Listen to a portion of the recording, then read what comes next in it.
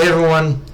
Okay, so I'll get to the whole Toga situation in a bit, but for now, can I just fanboy it honestly? How amazing the whole bait and switch with Gigantomaki was paid off. Like, obviously we all knew it, but All For One did survive Tokiyami's big attack, and apparently he continued he pretty much grew even younger even younger than he pretty much was before, effectively gaining even more power from when he was in his prime. And just as things were about to go from bad to worse, we see Makia turn on All For One, followed by the reveal of everyone's favorite best boy and the person who time and again proves himself to be the hero we do not deserve, Hitoshi Shinso. And the funny thing is about this reveal is Horikoshi didn't even have to do anything major in regards to the build up to Shinso's reveal within the chapter itself, because even though Shinso hasn't had like prominent spotlight throughout the series, we've all seen enough of his development and his power to know, yeah, he's probably the one who could control Makia, and add on to the fact that Makia only acts when given orders by specified individuals like All For One and Shigaraki.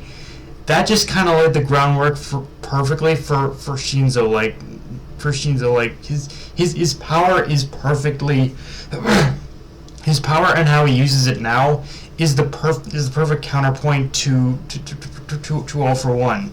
Now, the question is, how long will Shinso be able to maintain control?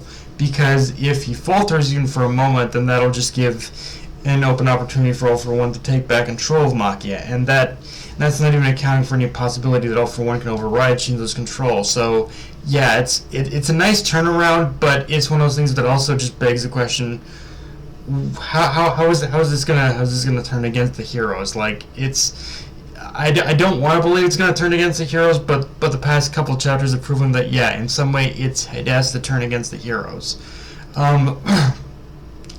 With that said, though, yeah, let's talk about Toga, because the chapter pretty much makes it clear she's pretty much having an existential crisis, where even though she's able to use double, her mind and twice as double ability, her mind and body are unable to completely meld with Jin himself. And just from the way it's explained within the chapter, my summation of what's happening with her is that her emotions need to be synergized with the transformation itself. But in the case of the situation we're dealing with right now, Toga's feelings of camaraderie with Jin and her strong feelings towards how much she valued that bond are being overwritten by her despair, her rage, just everything that's fueling her desire for revenge against the heroes. That desire for revenge is what's ultimately keeping her from basically becoming Jin, which in itself goes to show that however twisted her actions have been, every time she did transform into someone, she's always created that perception in her mind of having a strong bond with that person.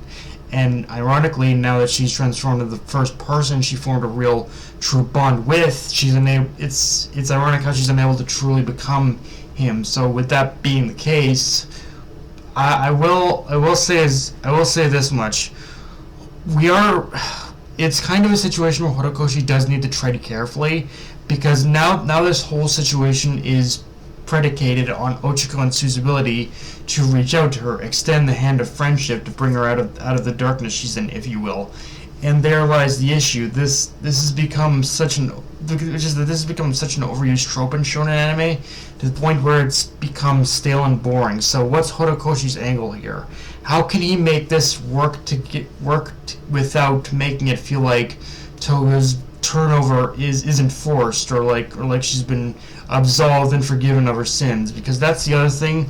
While I want Toga to be saved, she's still got to pay her dues, or at the very least she needs to be committed in order to get better, and she needs to be committed somewhere that can help her get better. And I just worry Horikoshi is going to make it a little too easy for her to change right now. That's kind of my biggest fear with this whole thing, is that he might take the easy way out, and I don't want him to take that easy way out. Like, again, I don't want to believe it's the case, but I don't know.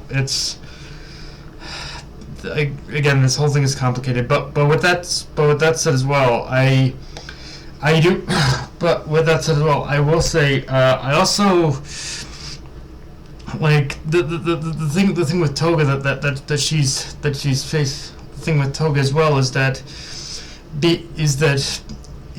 there is still a possibility of her, like, is that is that when it comes to that perception of how she's created these bonds in her head and whatnot, and how Jin was like really the one true bond she ended up forming with someone. It is it is kind of interesting how ultimately Toga herself is in this position where she hasn't where she's completely abandoned all that stuff. Like, I think that's weirdly the main thing as to why her power has gone so out of control, is because she's completely ditched just even the perception of any of those bonds now, and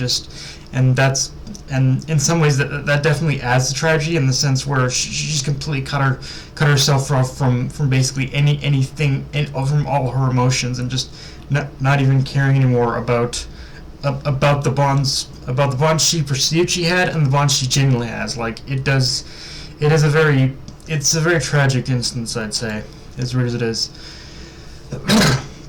Having said all that, I do appreciate one thing I will say is that for as wonky as Sue and Ochiko have been throughout the series, I always do appreciate Horikoshi's attempts, at least, to showing that Ochiko and Sue are resolved to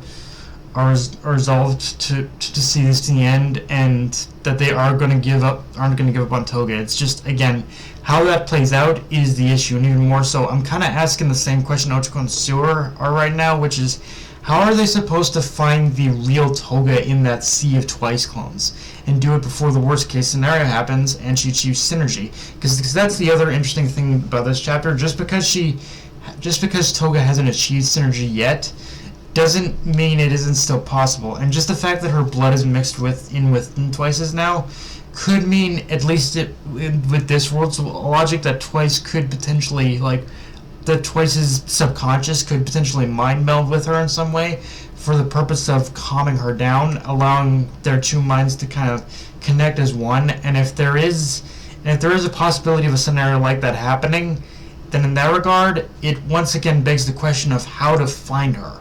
Because unless Shinso can get Maki to help, Ochiko and Sue are either going to need a sensory type quirk user to help, because the only other way they could find Toga at this point is if they have like another trick up their sleeve to separate Toga from the pack, as it were.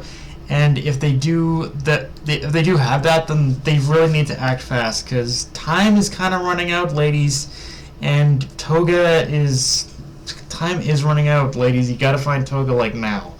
But yeah, guys, that's all I got for this review. If you enjoyed the video, like, comment, subscribe. I'm on Twitter and on Crunchyroll. Be sure to notification bell, subscribe button, and just share the video around, guys. Dark Knight of the Night signing off. Later, everyone.